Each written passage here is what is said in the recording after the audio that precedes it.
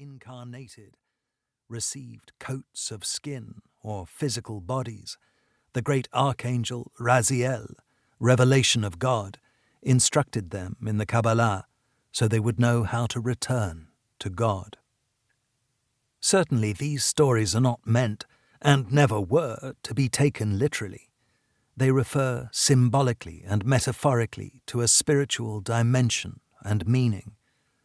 Kabbalah teaches us that all the worlds are within, reflecting the totality and the whole of existence. That's why these stories are references to inner states of consciousness within the human soul.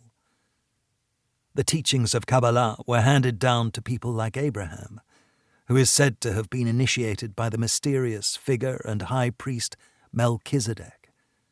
After that, it was lost during the exile in Egypt, Exodus, but later recovered by Moses on his journey from Egypt through the desert with the people of Israel.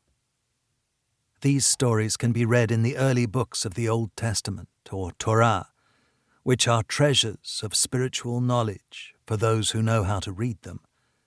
As previously mentioned, throughout the ages the tradition has been passed from mouth to ear, oral form, but also through books and manuscripts, written tradition. The diversity of Kabbalistic manuscripts and texts, with their various origins and styles of writing, indicates that the tradition was adapted to the times and places of each epoch.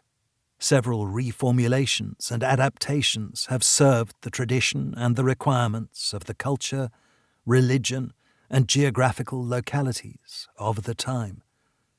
On the one hand, the principles of Kabbalah are universal and timeless, while on the other hand it does move and change with the shifting needs of every present and future human development. After the destruction of the Temple in Jerusalem by the Romans in 70 CE, Kabbalah became known under different names and forms, brought to various locations in the Western world. We find the teaching in the Talmud, written down by rabbinical scholars of the time. Neoplatonic metaphysics had a major influence on Kabbalah, while alchemy and Hermetic wisdom cross-fertilized with the teachings. In particular, during the Renaissance period, 14th to 16th centuries, Kabbalah was written down and studied outside the Jewish community. Gematria and Notarikon are two disciplines within the tradition, which provide a way of calculating and finding references in the names and numerical values of the Torah and other sacred texts.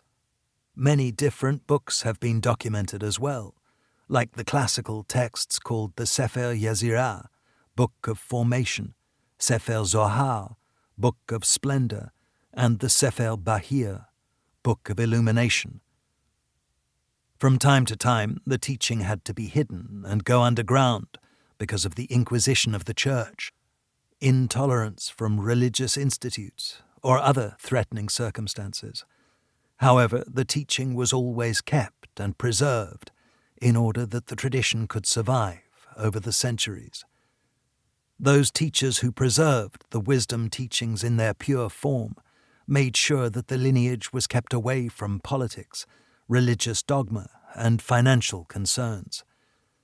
Therefore, let it be clear that Kabbalah is not a religion or a belief system, but a mystical tradition, which means that although you may be taught Kabbalah by a teacher or through a book, the true knowledge of Kabbalah lies within the human soul.